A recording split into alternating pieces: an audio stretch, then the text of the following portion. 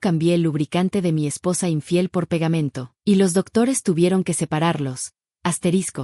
Así comenzó el día en que Julián Herrera dejó de ser el hombre que calculaba todo, el día en que la venganza se convirtió en espejo, y el espejo en verdad, porque a veces la justicia no se grita, se paga en silencio. En Madrid, la vida de Julián Herrera era un reloj suizo. Preciso, ordenado, predecible. Sus días empezaban antes del sol, con el olor del café recién molido y el sonido leve de los trenes de cercanías pasando a lo lejos. En su escritorio, cada cosa tenía un lugar. Cada lápiz, una dirección. Cada hoja, un margen perfecto. Era ingeniero estructural, un hombre acostumbrado a entender cómo se sostiene algo, o cómo se cae. Su esposa, Clara, era todo lo contrario, caótica, cálida, imprevisible. Había estudiado arte, pero vivía del encanto, de esa energía que parecía transformar cualquier espacio en promesa. Julián la amaba a su manera, con rutinas, con protección, con ese afecto que se mide en gestos más que en palabras. Y ella lo aceptaba, o al menos eso parecía, hasta que el amor se volvió paisaje, y el paisaje se volvió fondo. Esa mañana, Madrid amanecía con niebla. El vapor del café se confundía con el aire de la cocina. Lucía, su hija, bajó medio dormida, envuelta en una chaqueta grande. Era fotógrafa, recién comprometida con Álvaro, un joven publicista con sonrisa fácil y planes de éxito. Clara servía tostadas, tarareando una canción vieja de Sabina. Todo parecía igual, todo parecía seguro, pero la seguridad tiene un sonido. Y cuando desaparece, lo primero que se escucha es el silencio. Julián lo notó una tarde cualquiera. Volvía de la oficina, con los planos del nuevo puente del Manzanares doblados bajo el brazo. La casa olía distinto. No a perfume, sino a prisa. Las cortinas cerradas, la copa de vino aún húmeda, la bufanda de Clara sobre el sofá. Un detalle mínimo, un botón en el suelo, lo detuvo. No pertenecía a su camisa. Y sin embargo, estaba allí, brillante como una advertencia. Esa noche no dijo nada. Cenaron los tres, como siempre. Lucía habló de su boda, Clara fingió escuchar, Julián fingió creerle. Pero algo se había quebrado, y los hombres que saben de estructuras lo sienten antes que nadie. Durante días, observó en silencio. El horario de Clara cambió. Las llamadas que antes eran breves se alargaban hasta el atardecer. El perfume nuevo, la risa contenida al mirar el móvil. Todo eran grietas que parecían pequeñas, pero el acero también se raja así, lentamente, hasta que cede. Una noche, mientras Clara se duchaba, el teléfono vibró sobre la mesa. Un mensaje sin nombre, solo una frase. Mañana en el estudio, como siempre, y un corazón. Julián lo leyó una vez, luego otra. No sintió rabia todavía. Sintió calculó. El amanecer siguiente lo encontró en su despacho, revisando planos que ya no importaban. Su mente dibujaba otra cosa. Un mapa de tiempos, de salidas, de regresos. Como quien mide una grieta para saber si crecerá. Lucía entró sin anunciarse. No dormiste, no mucho. Papá, ¿estás raro? No, solo cansado. Ella lo observó, intuición de hija. Pero no insistió. Horas después, al salir del trabajo, Julián decidió comprobar lo que ya sabía. No contrató a nadie, no pidió ayuda, solo esperó. Esperó a que la tarde bajara, a que las luces de Madrid se encendieran una a una como confesiones. Aparcó frente al estudio de arte donde Clara decía trabajar los miércoles, y allí la vio, no sola, con Álvaro, el prometido de su hija. El corazón de Julián no se rompió, solo se dobló, como el acero cuando aguanta más peso del que debe. El resto fue mecánico, manos que tiemblan sin parecerlo, respiración que se mide, pasos que se cuentan. Los observó abrazarse, reír, desaparecer dentro. No lloró. Solo tomó nota mental de la dirección. De regreso a casa, el tráfico parecía moverse en cámara lenta. El sonido de las bocinas, el murmullo de la radio, todo llegaba desde lejos, como si el mundo no supiera que algo acababa de morir. Clara dormía cuando entró. Julián la miró un instante. Su respiración tranquila, la piel iluminada por la luz azul del teléfono sobre la mesita. Una vida perfecta, sostenida por mentiras perfectamente alineadas. A las 3 de la madrugada, Julián estaba despierto, con un café frío entre las manos. En la mesa del comedor había una hoja en blanco y un bolígrafo. Escribió una sola palabra en el centro, equilibrio, y debajo, 5 líneas rectas. 5 pasos. El inicio de algo que aún no tenía forma, pero que ya exigía su precisión. La ciudad dormía, él no. Porque la venganza, pensó, no se planea con rabia, se diseña con calma. Y así comenzó el derrumbe. La madrugada tenía ese silencio denso que no pertenece a nadie. Julián se sentó frente a la hoja donde había escrito equilibrio y sintió que, por primera vez en su vida, esa palabra no significaba paz, sino propósito. Los ingenieros no improvisan. Midden. Calculen. Preven. Y eso haría ahora. No pensaba en castigo. Todavía, pensaba en precisión. En cómo una verdad puede presentarse sin gritar. Durante días, fingió normalidad. Desayunos con Lucía, llamadas de trabajo, cafés con Clara en los que sonreían los dos sin tocarse. El mundo seguía girando, ajeno a la fractura invisible que se ensanchaba bajo su techo. En la mesa, los cubiertos brillaban más que las miradas. Cada palabra era un hilo de seda que ocultaba el hierro. Pero en su mente, las líneas del plan empezaban a unirse. Asterisco paso 1. Saberlo todo. La verdad no se sospecha, se comprueba. Julián comenzó a observar cómo solo un hombre que ha perdido la fe sabe hacerlo. No con celos, sino con método. Revisó los extractos bancarios, los mensajes en la nube, las coordenadas del GPS del coche familiar. Cada dato era una coordenada en el mapa de su desilusión. Cada número, una prueba de la coreografía perfecta que lo había engañado. Las visitas al estudio coincidían con los días en que Lucía tenía cursos de fotografía. Las horas, con la misma precisión con la que él diseñaba sus puentes. El patrón era impecable, demasiado impecable. Asterisco paso 2. No decir nada. El silencio, pensó, es el andamio de las decisiones grandes. Cualquier palabra prematura sería un error estructural. A veces la miraba dormida, en esa calma donde la piel no sabe mentir. Y se preguntaba cuándo exactamente había dejado de conocerla. Tal vez nunca lo hizo, tal vez lo suyo fue un matrimonio con los planos, con la rutina, con la costumbre de creer que todo lo calculado está a salvo. Asterisco paso 3. Convertir la rabia en geometría. Eso lo tranquilizó. Lo que otros llamarían odio, él lo llamó diseño. Una tarde fue a comprar materiales para una maqueta del nuevo proyecto. Pero en realidad buscaba otra cosa. Una herramienta que simbolizara lo que él sentía, algo invisible, algo que pega lo que no debería unirse. Frente a la estantería de adhesivos industriales, se detuvo. El envase frío en su mano parecía tener peso de decisión. Lo puso en el carrito sin pensar. Era un gesto mínimo, pero bastó para sentir que el equilibrio comenzaba a inclinarse. De regreso, la ciudad le pareció distinta. Los semáforos cambiaban de color con ritmo de sentencia. El aire pesaba más. Madrid lo observaba con ese ojo gris que tiene para las almas en guerra. En casa, Clara hablaba por teléfono en la terraza. Su voz se mezclaba con el ruido de los coches. Julián fingió no oír. Se sirvió una copa de vino, la bebió entera sin disfrutarla. Sabía que el verdadero momento aún no había llegado. La venganza, comprendió, no es un estallido. Es una espera activa. Por las noches, escribía en su cuaderno notas que no eran confesiones, sino planos emocionales. Asterisco, una estructura colapsa no por falta de fuerza, sino por exceso de confianza. Asterisk. Asterisco, cada mentira tiene su punto de apoyo. Asterisk. Asterisco, el amor también se oxida. Asterisk. Luza, aiena al torbellino, preparaba su boda. Le hablaba de flores, de viajes, de su futuro con Álvaro. Él la escuchaba con el alma hecha trizas, intentando mantener la voz estable. Cada vez que pronunciaba el nombre de ese hombre, el estómago se le endurecía como cemento fresco. Y sin embargo, sonreía, porque sabía que la verdad, cuando llega, no necesita testigos. Solo escenario. El día decisivo empezó como cualquier otro. Clara dijo que debía pasar la tarde en el estudio. Lucía saldría con una amiga. Julián, en apariencia tranquilo, la ayudó a cargar su bolso, le dio un beso en la mejilla y observó cómo el coche desaparecía calle abajo. Espero. Cada minuto era una piedra en el pecho. A las 6:15 salió sin rumbo fijo. Terminó frente al mismo edificio donde todo comenzó. El portero lo reconoció, pero no dijo nada. Solo asintió, como si ambos supieran algo que el mundo no debía escuchar.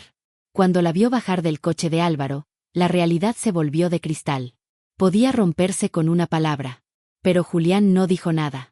Solo miró, hasta que la puerta se cerró tras ellos. Entonces supo que el acto final no sería público ni ruidoso. Sería un mensaje. Uno que nadie entendería al principio. Y uno que ella recordaría toda su vida. Esa noche, al volver, la casa estaba vacía. Clara regresó pasada la medianoche. Julian fingió dormir. Sintió el olor en su ropa, distinto, ajeno. Escuchó el suspiro de alivio cuando ella creyó que todo seguía igual. Y en ese silencio nació algo que no era odio. Era claridad. La claridad brutal de un hombre que ya no puede volver atrás. Se levantó antes del amanecer.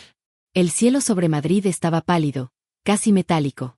En la cocina, el reloj marcaba las 6 con un clic seco. Julián abrió el cuaderno, tachó la palabra equilibrio y escribió. Demonstration. Bajó al garaje, encendió la luz. Sacó de la caja la herramienta que había comprado.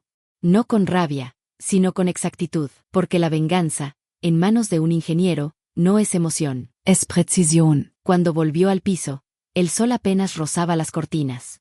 Se sentó en la mesa, observó la superficie pulida del café, y por primera vez en mucho tiempo sonrió. No era una sonrisa de triunfo. Era la mueca de quien sabe que lo inevitable ya empezó a caminar. La ciudad despertaba, y él también. Pero no él mismo. Ese Julián meticuloso, que creía que todo lo calculado está a salvo, había muerto sin ruido. En su lugar, quedaba un hombre sin reloj. Un hombre que solo esperaba que la verdad hiciera su trabajo. Y cuando el timbre del teléfono rompió el silencio al amanecer siguiente, supo que el plan había llegado al punto de no retorno. No respondió, solo cerró los ojos y dejó que la historia siguiera su curso. Porque el equilibrio, al fin y al cabo, se paga. Y él acababa de presentar la factura. El amanecer siguiente no trajo luz. Trajo eco. Un teléfono vibrando sobre la mesa, un golpe en la puerta, una urgencia que no necesitaba explicación. Julián se quedó quieto, observando cómo la calma de su sala se quebraba con ese timbre seco que anunciaba algo que ya no podía detener. Abrió. Un vecino, con rostro pálido, tartamudeó algo sobre un accidente. Una ambulancia, una mujer herida. Y un nombre que pesó más que cualquier palabra. Asterisco Clara. El tiempo se volvió líquido. El trayecto hasta el hospital no tuvo dirección, solo velocidad. El sonido de las sirenas era como el de una culpa materializada. Y, sin embargo, en su pecho, no había sorpresa. Solo una certeza helada. La geometría había funcionado. El Hospital de la Paz olía a desinfectante y secretos. El médico habló con esa voz contenida de los que ven demasiado. Dijo palabras que Julián no recordaría en orden. Complicaciones, procedimiento, adhesión accidental, sin explicación clara. Él escuchó todo, pero lo que entendió fue otra cosa. El eco exacto de su propio diseño, pero devuelto en tono humano. El precio ya estaba cobrado. En el pasillo, el sonido de pasos y puertas se mezclaba con el pulso del aire acondicionado. Y allí, en medio del ruido clínico, estaba él, asterisco Álvaro. El prometido de su hija. El otro. Apoyado contra una pared, con la cabeza gacha, el rostro cubierto de vergüenza y miedo. No era arrogante ahora. Era humano, torpe, roto. Cuando sus miradas se cruzaron, el silencio se volvió un puente tenso. Julián caminó hacia él despacio, no con furia, sino con gravedad. Cada paso medido, cada respiración contada. ¿Cuánto tiempo?, preguntó sin levantar la voz. 1 año, murmuró Álvaro. Antes del compromiso. El tono no era confesión, era derrota. Julián lo observó largo rato. ¿La amabas? No, respondió él, me amaba a mí mismo. Y lo que ella veía en mí. Una frase honesta, miserablemente honesta. El tipo de verdad que llega demasiado tarde. Lucía no lo sabe, dijo Julián.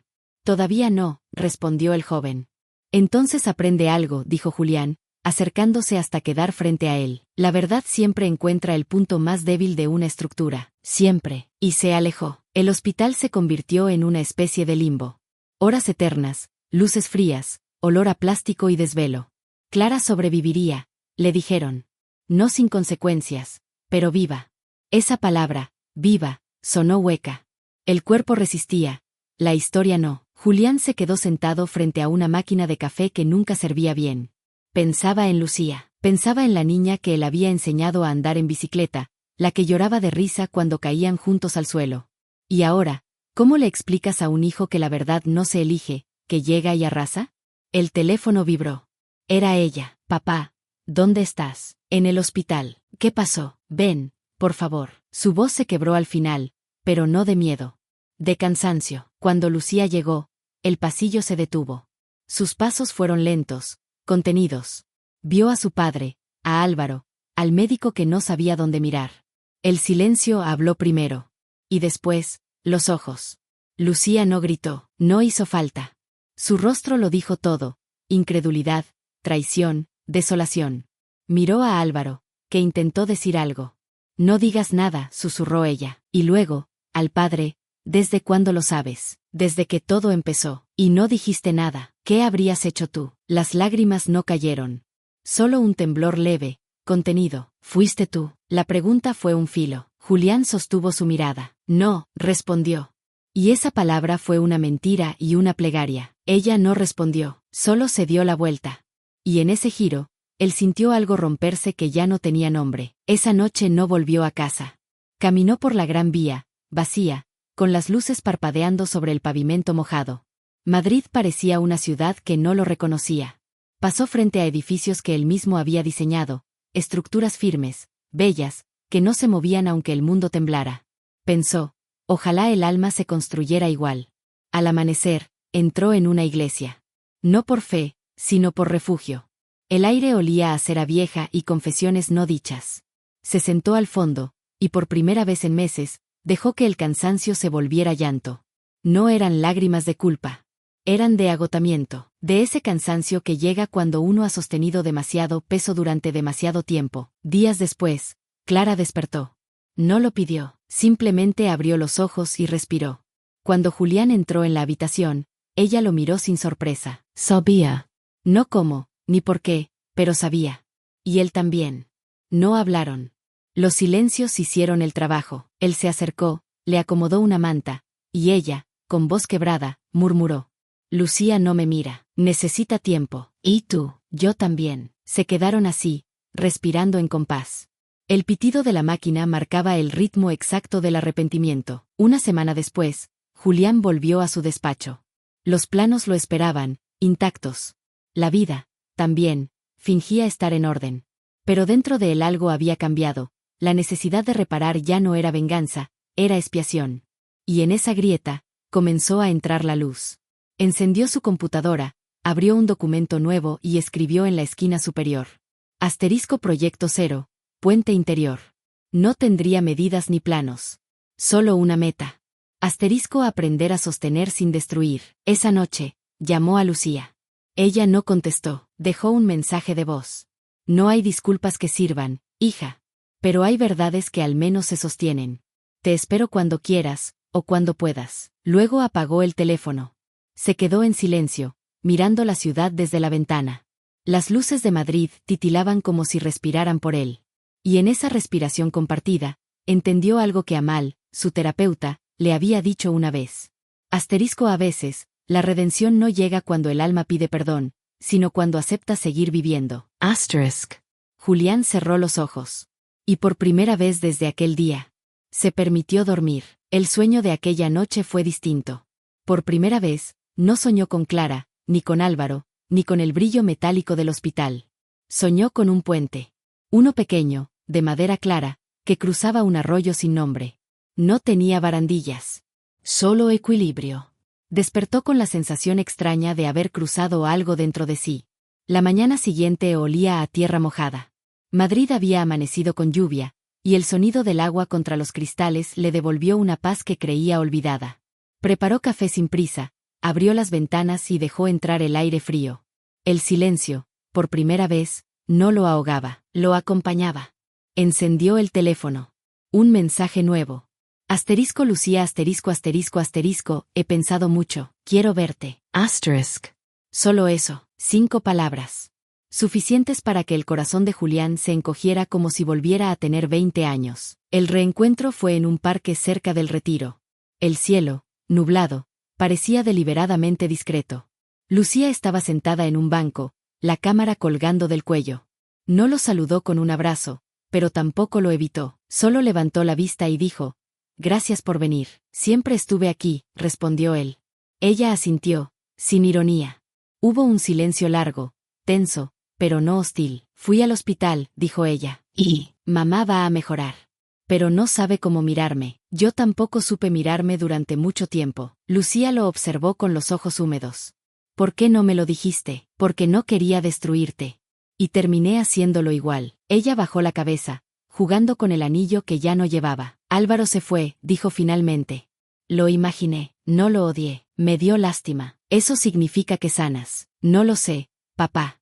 Pero intento no repetir su idioma. Hubo una pausa. Después, Lucía levantó la cámara y le tomó una foto. Él frunció el ceño, sorprendido. ¿Qué haces? Capturar al hombre que decidió quedarse, y sonrió apenas, como quien ofrece una tregua. Esa tarde, Julián fue a su primera sesión con Teresa, la terapeuta que Lucía le había recomendado. Una mujer mayor, de voz baja y mirada firme.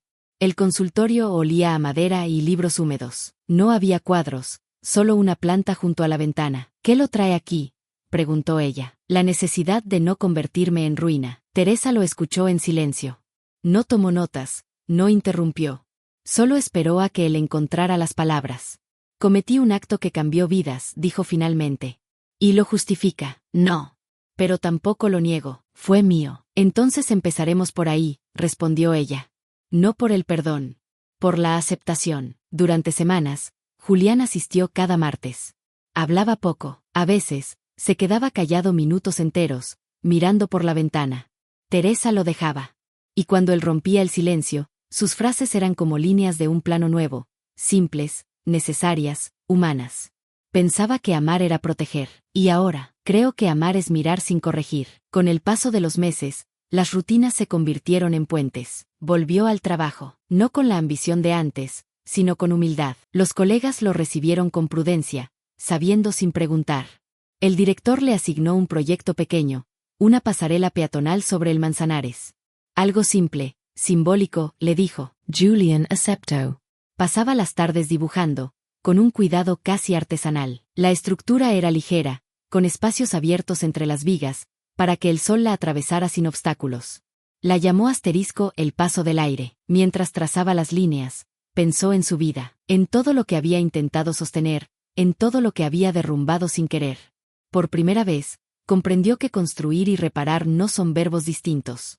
Son la misma acción cuando se hacen con verdad. Una tarde, recibió una llamada inesperada. Era Clara. Su voz sonaba débil, pero serena. Estoy en casa, dijo. ¿Cómo estás? Cicatrizando. No solo la piel. Necesitas algo. Verte. Pero no como antes. Se encontraron días después en la terraza de un café discreto. Clara había perdido peso, pero no la mirada. Julián la observó, sin rencor, sin juicio, solo con la distancia de quien mira una fotografía vieja y la agradece por haber existido. Lucía me visita, dijo ella. Bien. Habla de ti. Dice que vuelves a dibujar. Sí. Eso me alegra. Siempre fuiste más tú cuando construías. Hubo un silencio que ya no pesaba. Ella tomó aire. No voy a pedirte perdón, dijo. No hace falta, respondió él. Pero quiero que sepas que no fue amor lo que me llevó a él. Fue miedo. El miedo a ser invisible. Y lo entiendo, murmuró Julián. ¿De verdad? Sí. Porque ese mismo miedo me convirtió en piedra. Clara Asensio. Supongo que fuimos dos cobardes buscando reflejos, y terminamos encontrando ruinas. Pero las ruinas también se visitan, dijo ella, sonriendo con ternura. Sí, respondió él, porque recuerdan lo que una vez sostuvo al mundo. Esa noche, Julián volvió a casa y encendió la lámpara del escritorio. Abrió su cuaderno viejo. La palabra equilibrio seguía allí, tachada, con líneas duras y torpes. Tomó el bolígrafo, respiró hondo, y escribió debajo. Redemption. Y luego, sin pensarlo demasiado. No porque lo merezca, sino porque sigo aquí. Cerró el cuaderno. En la ventana, la lluvia golpeaba como si alguien lo aplaudiera despacio. Y por primera vez desde el desastre, sintió que la vida no lo juzgaba, solo lo observaba, esperando a ver qué construía después. El tren al norte partió al amanecer, cuando la ciudad aún bostezaba. Lucía lo acompañó al andén, con una mochila ligera y su cámara colgando como una extensión del alma.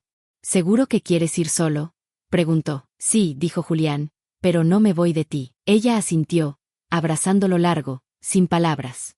Habían aprendido a entenderse en silencios, y ese era el más importante de todos.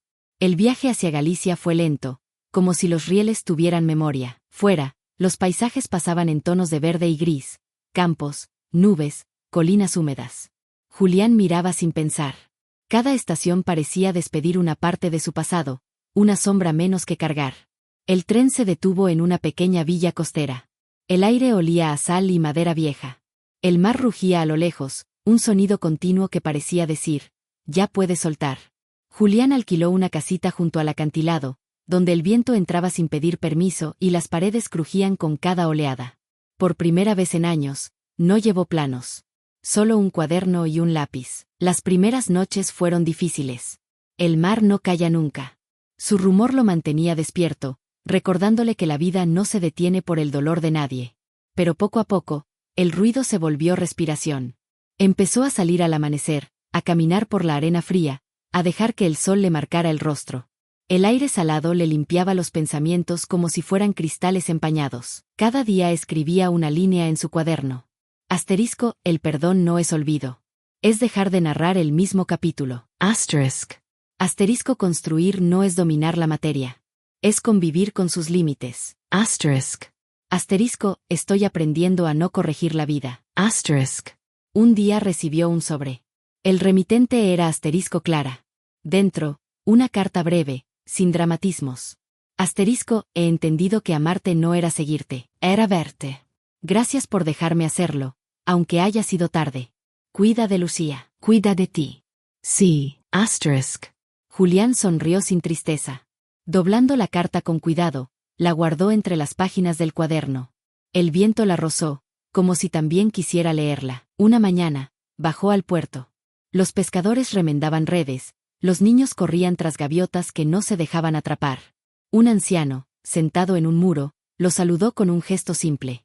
«Usted no es de aquí», dijo. «No», respondió Julián. «Entonces ha venido a escuchar». Él asintió. «¿Y qué dice el mar?» «Que no se puede retener lo que siempre vuelve», respondió el anciano, sonriendo con la sabiduría de los que ya no necesitan explicaciones. Julián se quedó mirando las olas romper contra las rocas. Entendió entonces que la vida no castiga ni premia, solo repite hasta que aprendemos. Y él, al fin, estaba aprendiendo. Una tarde, mientras el sol caía, escuchó pasos en la arena. Era Lucía. Había llegado sin avisar. «Sabía que estarías aquí», dijo, sonriendo. Traía una cámara nueva y una calma distinta. «Vine a hacer mi última foto para la exposición», explicó. «¿Y qué quieres capturar?» «Luz. Pero no la que se ve. La que queda». Padre e hija caminaron juntos hasta el borde del acantilado. El mar abajo era un espejo en movimiento. Lucía levantó la cámara, apuntó, esperó. «Ahora», dijo, y disparó. El obturador sonó como un cierre de ciclo. Julián miró el horizonte y sintió, por primera vez, gratitud pura, por la caída, por el dolor, por lo que aún quedaba en pie. «¿Sabes algo curioso?», dijo él. Time. «Pensé que la venganza me haría libre. Pero fue la culpa la que me enseñó el precio de ser humano». Lucía lo abrazó sin decir nada. El viento sopló fuerte, y por un instante, pareció que el mar aplaudía. Esa noche escribieron juntos. Ella en su diario de viaje, él en su cuaderno. El sonido del mar entraba por la ventana abierta. Antes de dormir, Julián anotó. «Asterisco, no somos lo que destruimos. Somos lo que decidimos reconstruir, aun sabiendo que puede volver a caer». Asterisk.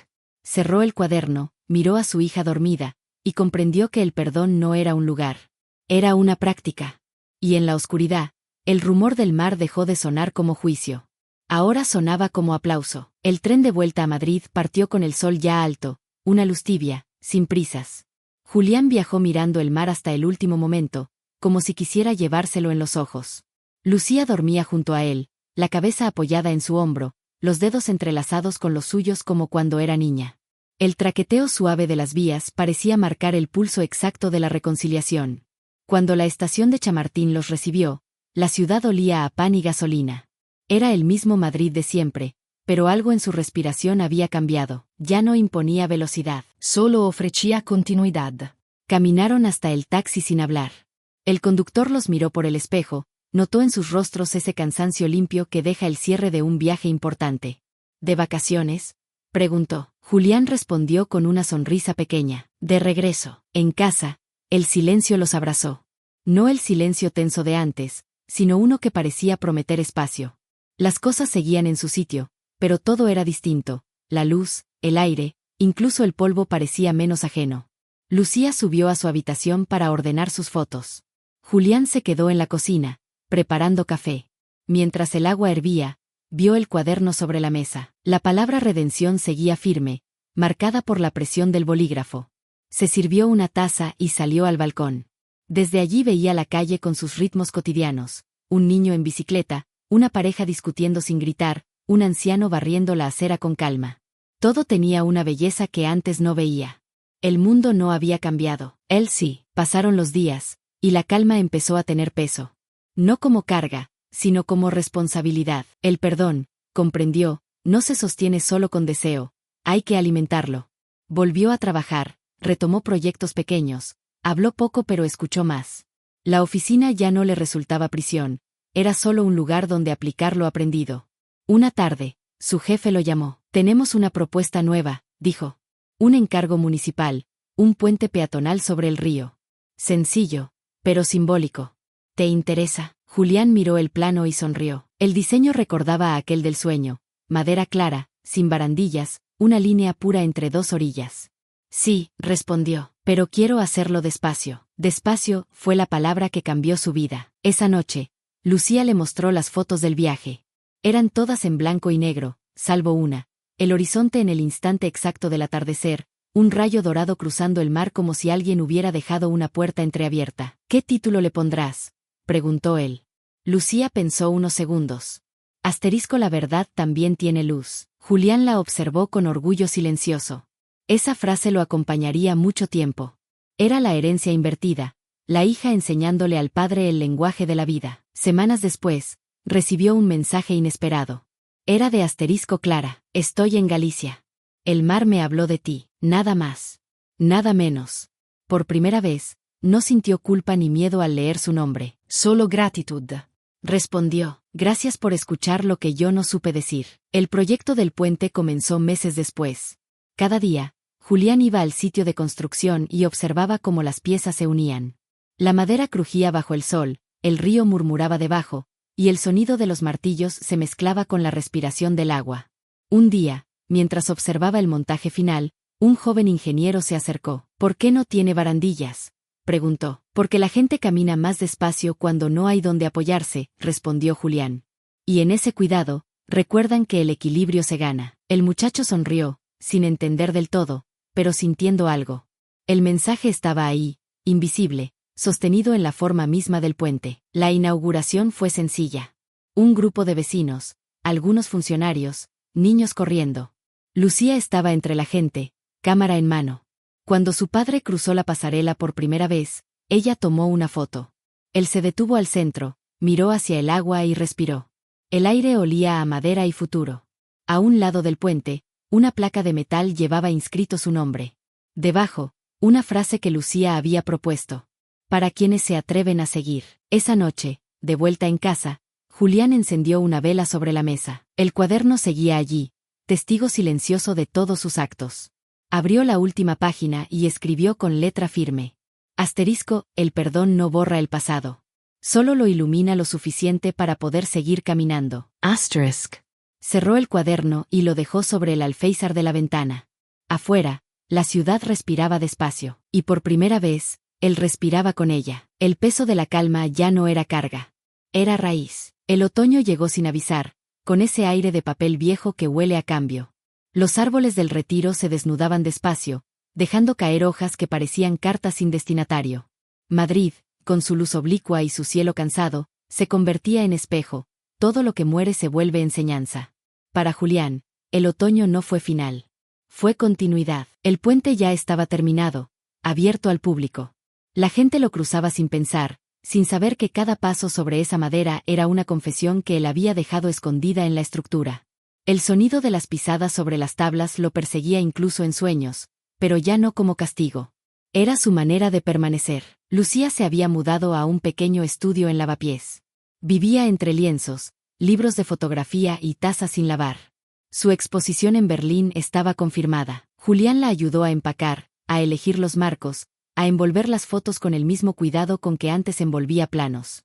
¿Vienes conmigo?, le preguntó ella. No esta vez, respondió él, pero te esperaré en el otro lado del puente. Ella entendió. La víspera de su partida, salieron a caminar por la ciudad. Pasaron frente a la antigua casa de Clara, ahora alquilada a otra familia. Lucía se detuvo un momento. ¿Te duele verla? Preguntó. No, dijo Julián. Porque ya no me pertenece ni el dolor. Siguieron andando hasta el puente. Lucía le tomó la mano. Cuando vuelva, quiero hacer un retrato tuyo aquí. No de ingeniero, de hombre. ¿Qué diferencia hay? La intención, respondió ella. El ingeniero sostiene. El hombre se sostiene. El día de la exposición, Julián recibió un mensaje desde Berlín. Era una fotografía. El título, Puente Interior. La imagen mostraba una sombra cruzando madera, mitad luz, mitad oscuridad. Debajo, una nota, para quien aprendió a quedarse. Julián sonrió, apoyando la foto sobre el escritorio. Sintió que, por fin, algo de lo que construyó había trascendido el error. No por grandeza, sino por verdad. Una tarde, decidió visitar a Teresa, su terapeuta. Ya no tengo tanto que decir, admitió al sentarse. Entonces tal vez haya aprendido a escuchar, respondió ella. Julián asintió. Ahora, cuando veo a la gente cruzar mi puente, pienso que cada uno lleva su peso. Algunos son visibles. Otros no, pero todos caminan. ¿Y usted? Preguntó Teresa. Yo también camino, dijo él, sin necesidad de llegar. Ella lo observó en silencio y luego apuntó algo en su libreta. Eso que acaba de decir, Julián, se llama paz. Los días se volvieron sencillos. Por las mañanas, café y lectura. Por las tardes, paseo sin destino. A veces, Clara lo llamaba desde la costa. Llueve mucho aquí, decía. Eso limpia, respondía él. No hablaban del pasado. Ya no era necesario. Un domingo, recibió un sobre sin remitente. Dentro, una postal con la foto del puente y una frase escrita a mano. Asterisk, sigo cruzando. Asterisk. No necesitó firma. Sabía que era de ella. Sonrió. En ese gesto, comprendió que incluso el amor que muere puede dejar flores en el camino. En diciembre, el ayuntamiento organizó una pequeña ceremonia, un año desde la inauguración del puente. Julián fue invitado, aunque insistió en quedarse al margen. Llegó temprano, caminando despacio entre la niebla. Los faroles del amanecer iluminaban la madera húmeda. Cruzó el puente solo, como la primera vez, pero esta vez sin miedo. A mitad del trayecto, se detuvo. Del otro lado, una niña jugaba con un barco de papel que flotaba en el río. El barquito chocó contra una viga y se hundió. Ella lo miró triste. Julián bajó, tomó otro papel de su libreta, lo dobló con cuidado y se lo entregó. Prueba otra vez, le dijo. La niña sonrió y lanzó el nuevo barco. Flotó. El padre de la niña lo saludó agradecido. Usted es el arquitecto. Fui, respondió Julián. Ahora solo soy quien cruza. Esa noche, en casa, escribió su última entrada en el cuaderno. Asterisco, he pasado toda la vida calculando pesos, distancias, resistencias. Pero nadie me enseñó a medir el alma. Goy sé que no se mide, se siente. Asterisk. Cerró el cuaderno y lo guardó en un cajón. No para esconderlo, sino para dejar espacio al siguiente capítulo. Apagó la luz. La ciudad respiraba afuera. Y en la oscuridad, el eco del río sonaba como promesa. Nada está completamente roto si uno se atreve a construir de nuevo. El invierno se había instalado en Madrid como una manta vieja. Las calles olían a castañas asadas, y el aire frío mordía las mejillas con dulzura. Julián caminaba sin rumbo fijo, disfrutando de esa estación que ya no le parecía triste. Había aprendido a ver en el invierno una forma distinta de claridad, el mundo sin adornos, desnudo, esencial. En el Parque del Retiro, los árboles eran esqueletos elegantes contra el cielo pálido. A lo lejos, un grupo de niños corría, sus risas rompiendo el aire como campanas. Julián se detuvo a observarlos. Pensó en la inocencia, no como algo que se pierde, sino como algo que puede recuperarse.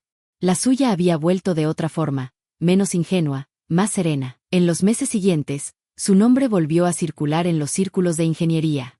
Artículos, conferencias, invitaciones a hablar sobre sostenibilidad y diseño humano. Pero esta vez, Julián no hablaba de estructuras. Hablaba de lo invisible. De los puentes que no se ven. En una conferencia en Valencia, un estudiante le preguntó, ¿cuál es el error más grande que ha cometido como ingeniero? Julián se quedó pensando. Creer que la materia es más frágil que el alma, respondió. Y la sala, acostumbrada a fórmulas y cálculos, guardó silencio. Desde ese día, Lo invitaron a dar charlas sobre ética y construcción. Nunca mencionó su historia, pero quienes lo escuchaban sentían que hablaba desde un lugar profundo. Decía frases que no estaban en los libros. Y toda obra es un acto de fe. Una estructura no se sostiene por lo que une, sino por lo que deja respirar. Y un error, cuando se asume, puede sostener más que un éxito. Lucía regresó de Berlín con una calma distinta. Su exposición había sido un éxito modesto pero verdadero. En una foto de prensa, Julián la vio sonriendo frente a su obra Puente Interior. La crítica decía, una exploración de la fragilidad humana y su belleza persistente. Él guardó la página en su cuaderno, entre las hojas viejas. Cuando se reencontraron, caminaron juntos por el puente. Lucía le contó historias del viaje, de la gente que se detenía frente a su foto, sin saber por qué les dolía. Tal vez todos cruzamos algo roto, dijo ella. Tal vez, respondió él, pero solo algunos miran hacia abajo y siguen. Se quedaron quietos, mirando el agua. Un rayo de sol rompió las nubes y bañó la madera en oro. Lucía tomó su mano. Ya te perdoné, papá. Julián no respondió. Las lágrimas no cayeron. Solo el silencio habló por él. Semanas después, Clara regresó a Madrid. No a la casa, sino a la ciudad. Pidió verlos. Se encontraron los tres, por primera vez en mucho tiempo, en un café pequeño cerca del río. El reencuentro no tuvo dramatismo. Fue humano. Clara vestía sencillo, con esa serenidad que tienen los que han aceptado sus ruinas. Lucía la abrazó primero. Julian Sparrow. Cuando ella lo miró, él inclinó la cabeza como saludo. Gracias por no desaparecer, dijo ella. Gracias por volver, respondió él. Hablaron poco. El pasado flotaba, pero ya no pesaba. Entre los tres había algo nuevo, respeto. La forma más pura de perdón. Honte de Hirs, Clara le entregó sobre. Encontré esto entre mis cosas, dijo. Era una foto vieja, los tres en la playa, Lucía niña, Clara riendo, Julián cargándola en los hombros. Detrás, en la letra de Clara, una frase, asterisco para cuando olvidemos cómo era la felicidad. Asterisk.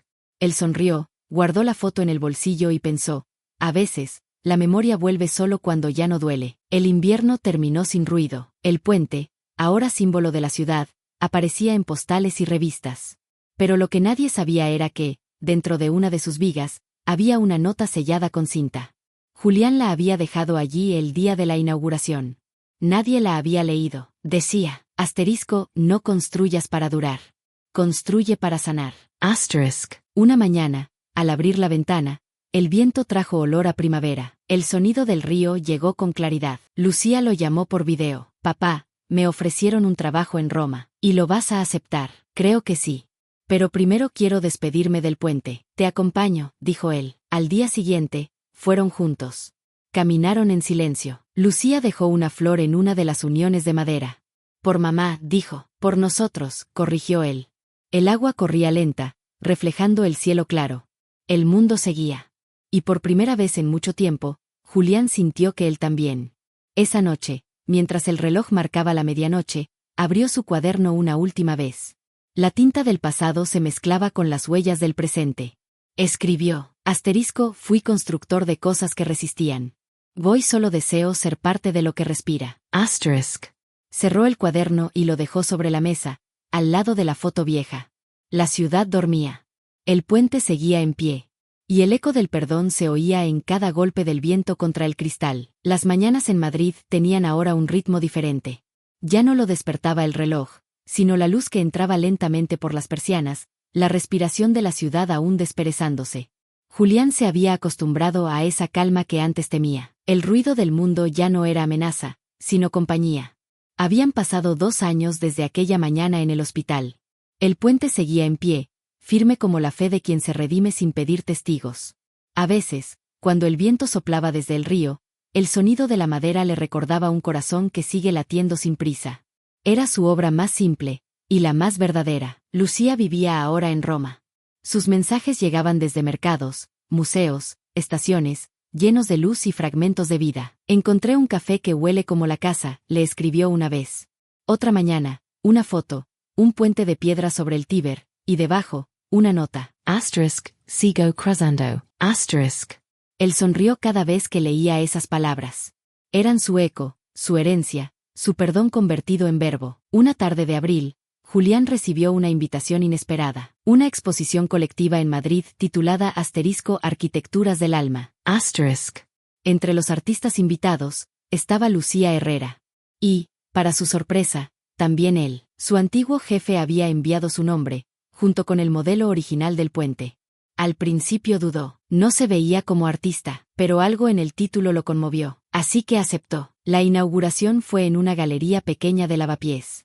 Las paredes blancas reflejaban la luz tenue de los focos. La sala estaba llena de voces bajas, de pasos que sonaban a respeto.